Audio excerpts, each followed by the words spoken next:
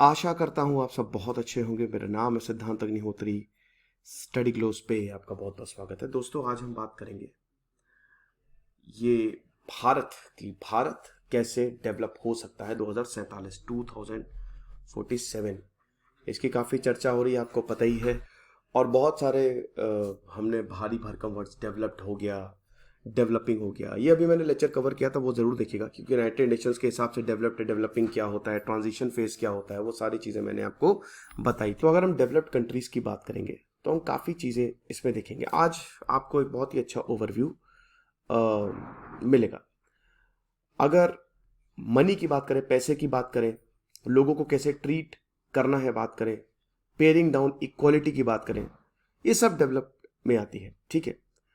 Independence day की बात करें तो प्रधानमंत्री मोदी जी ने बोला कि हमने 100 साल कंप्लीट किए हैं। 1947 मतलब 2047 में, अभी तो 75 साल है, 2047 में हम 100 साल कंप्लीट कर लेंगे।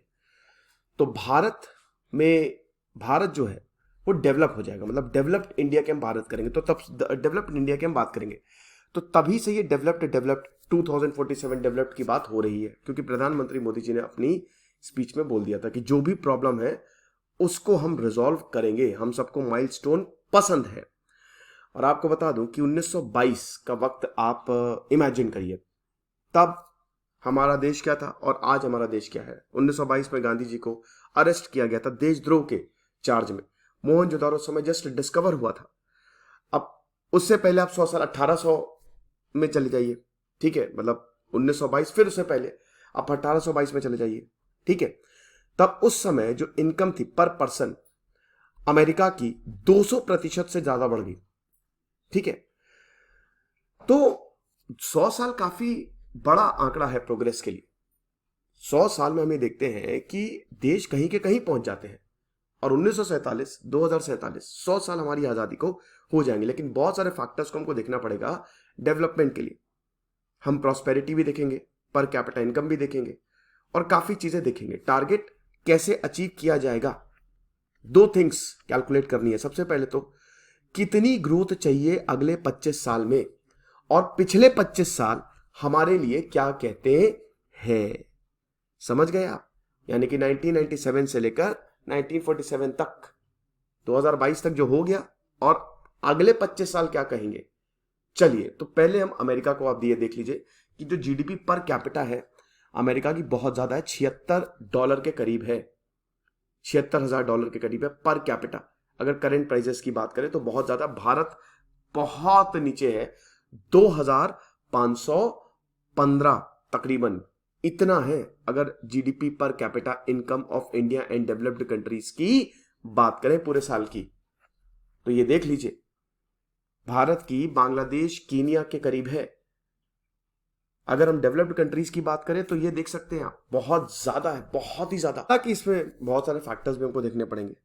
अगर हम डेवलप्ड कंट्रीज की बात करते हैं सिर्फ इकोनॉमिक और सोशल स्टेबिलिटी पे, तो बस G7 ही डेवलप्ड है। Canada, France, Germany, Italy, Japan, UK, US, ठीक है, यही G7 है ना, सिर्फ यही डेवलप्ड है। अगर हम सिर्फ इकोनॉमिक और सोशल स्टेबिलिटी की बात करें, भाई कतर भी बहुत ज्यादा डेवलप्ड है, ऐसा तो है नहीं कतर डेवलप्ड नहीं है, वहां पे अच्छी खासी पर कैपिटा इनकम है। 25 साल में भारत की पर कैपिटा जीडीपी 7% से ग्रो हुई है, हर साल 7%। लेकिन इससे पहले हम आगे बढ़े, आपके पास ग्रो करने का बहुत अच्छा चांस है, क्योंकि एनसीईआरटी के शानदार सेशन शुरू हो गए हैं। तो ओल्ड और न्यू एनसीईआरटी हम अपडेट कर रहे हैं, लाइव लेक्चर्स हैं, तो आप इसको जरूर अवेल करें। ओके। अगर भारत को इस एवरेज इनकम, जो G7 कंट्रीज की एवरेज इनकम तक आना है, तो 2047 तक, यानी कि $50,000 तक आपको बढ़ाना पड़ेगा। यानी कि हर साल आपको 13% से ग्रो करना पड़ेगा, 13% से ग्रो करना पड़ेगा, ठीक है। और अगर आप और ज्यादा हायर टारगेट सेट करते हो, मतलब $76,000 तक, तब भारत को 15% से ग्रो करना पड़ेगा अगले 25 सालों में। चलो हम कंजर्वेटिव में जाते हैं, ज्यादा ग्रो नहीं करते हैं, और हम मिनिमम जाते हैं $35,000, $35,000 तो कम से कम अगले 25 साल में होने ही चाहिए। तो भी भारत को हर साल 11% से ग्रो करना पड़ेगा। तो गैप तो बहुत ज्यादा है, यानी कि इतनी ज्यादा ग्रोथ, और आप देख ही सकते हो कि बहुत ही अनस्टेबल ये वक्त जो है वो बहुत सही नहीं है। तो तगड़ा गैप है, मतलब इतना आसान नहीं होने वाला है। अच्छा, अब 2047 तक आप देख लीजिए डेवलप्ड कंट्रीज कहां होंगे। अब देखिए, इससे कंपेयर करिए भाई, अमेरिका 76,000 पे है, अब वो 1 लाख से बढ़ेगा, $1,76,000 पे चला जाएगा। कनाडा 1,56,000 पे चला जाएगा। जर्मनी 94 पे चला जाएगा। यूनाइटेड किंगडम और भारत 15,000 पे जाएगा। 25 मतलब आज भारत यहां पे खड़ा हुआ है 2515 और 25 साल बाद भारत यहां पे जाएगा। तो आप ये देखो पहले कि डेवलप्ड कंट्रीज की कॉस्ट जो है वो कितनी ज्यादा बड़ी है और हमारी कॉस्ट कितनी ज्यादा बड़ी है, समझे आप। तो 3 सिनारियोज हैं। सबसे पहले तो 2047 एवरेज इनकम $99,000 तक जाएगी यहां पे जो G7 कंट्रीज है, और भारत की वह जैसा कि मैंने बताया हर साल इस हिसाब से 16% बढ़नी चाहिए। हाईएस्ट अमेरिका की है, देख सकते हो ना, $1,76,000। यानी कि अगर यहां पे मैच करना है तो भारत को हर साल 19% तक अपनी इनकम, भाई इनकम बढ़ाने का मतलब क्या है कि सरकार मतलब ऐसी आ जाए कि एकदम राम राज्य, कि मतलब हर किसी को नौकरी मिल जाए, इतना तेजी से डेवलपमेंट और इंफ्रास्ट्रक्चर स्टार्टअप्स, जो कि दिख नहीं रहा है। भाई बोलने से कुछ नहीं होता है, ग्राउंड रियलिटी क्या है ये हमको देखना पड़ेगा। लोएस्ट पर कैपिटा इनकम है $47,000 जापान की, तब भी भारत को 12% से बढ़ना पड़ेगा हर साल यहां तक भी रीच करने के लिए। ये चीज है। अब क्या ये फिजिबल है? देखिए एक चीज तो है कि अगर आप सब जितने भी देश देखें ये बहुत समय से डेवलप्ड है, ऐसा नहीं है, मतलब इनका हिस्ट्री रहा, इंपीरियलिज्म, कॉलोनिज्म पूरा, भाई इसमें यूरोप आ गया है। तो आपको पता है अमेरिका का भाई शुरुआत से ऐसा इतिहास रहा है कि बहुत ही बढ़िया रहा है। तो इन्होंने जैसे भारत और बाकी जितनी भी कॉलोनीज है वहां से रिसोर्सेस उठा लिए, और आज भी वो रिसोर्सेस, ह्यूमन रिसोर्सेस तो कम से कम उठा ही रहे हैं और अपने कॉलोनीज को बढ़ाया। तो यानी कि ये लोग पहले से ही अमीर है। जब आप पैदाइशी अमीर होते हो तो आपको ज्यादा मेहनत करनी पड़ती है, पर बहुत ज्यादा मेहनत नहीं करती। तो आपके इनके जो प्रोडक्ट्स होते हैं, उनके जो फिनिश प्रोडक्ट होता है, सेलिंग प्राइस भी बहुत ज्यादा रहता है।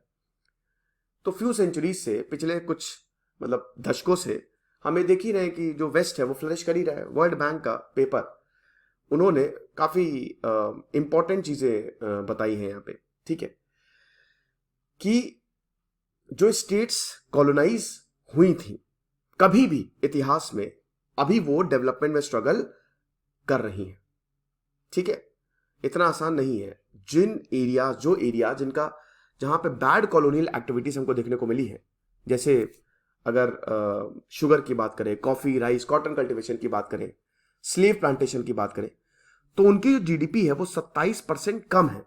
आप समझ रहे हो, पर कैपिटा। ये चीज है, ये आप देख ही सकते हो, सिंपल सा ये ग्राफ है, आप देख लो कि कहां है भारत 1950 में और कहां अमेरिका इतनी तेजी से ऊपर चला गया।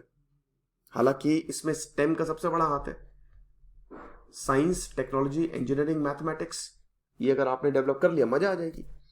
तो ये जो स्पेक्टेकुलर ग्रोथ हमको देखने को मिली है प्री डेवलपमेंट एरा में, इसमें बहुत सारी पॉलिसीज एक्सप्लॉइटेटिव थी कि कॉलोनीज को एक्सप्लॉइट करके इन्होंने अपने आप को अमीर बनाया। इनिशियल पुश जो था वो बहुत ही मुश्किल था देशों के लिए। भाई भारत जब आजाद हुआ तो सब तो ब्रिटिशर ले गए, बचा ही क्या था भारत के पास।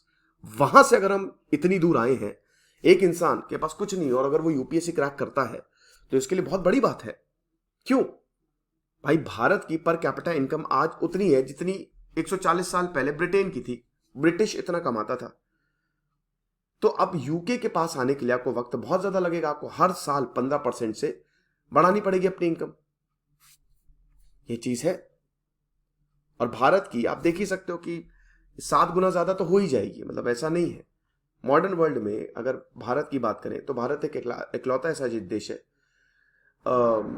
जो अच्छे से डेवलप कर रहा है और चाइना को टक्कर दे रहा है। 25 साल में पर कैपिटा इनकम भारत की 12% से ग्रो हुई है। तो आप अंडर एस्टिमेट नहीं करें। सबसे ज्यादा भारत की देख सकते ना, अच्छी खासी 15% मार्क तक ये इससे ऊपर भी गई है। चाइना की अगर पर कैपिटा इनकम की बात करें तो वो कम है, वो इतनी नहीं है, 6 गुना है, भारत से 6 गुना ज्यादा है। लेकिन डेवलपमेंट उनका बहुत ही ग्रेजुअल है। हमने बहुत तेजी से डेवलप किया है पिछले 25 सालों की अगर बात करें, और अगर ऐसे ही बढ़ता रहे 2047 तक तो चाइना जो है वो सारे जितनी भी G7 कंट्रीज है उनको ओवरटेक कर लेगा प्रॉस्पेरिटी के टर्म्स में। जो अजीब है, जो गजब है, चाइना में तगड़ा डेवलपमेंट हो रहा है, बहुत तेजी से डेवलपमेंट। और आप ये समझिए, ये चीज है। भारत की इकोनॉमी तो बड़ी ही है, आप देख ही सकते हैं। 60s में 3%, 70s में 7%, 80s में 3%, 90s में 2%, 2000 में 10%, 2010 तक 4%, तो बड़ी ही है, ऐसा नहीं है।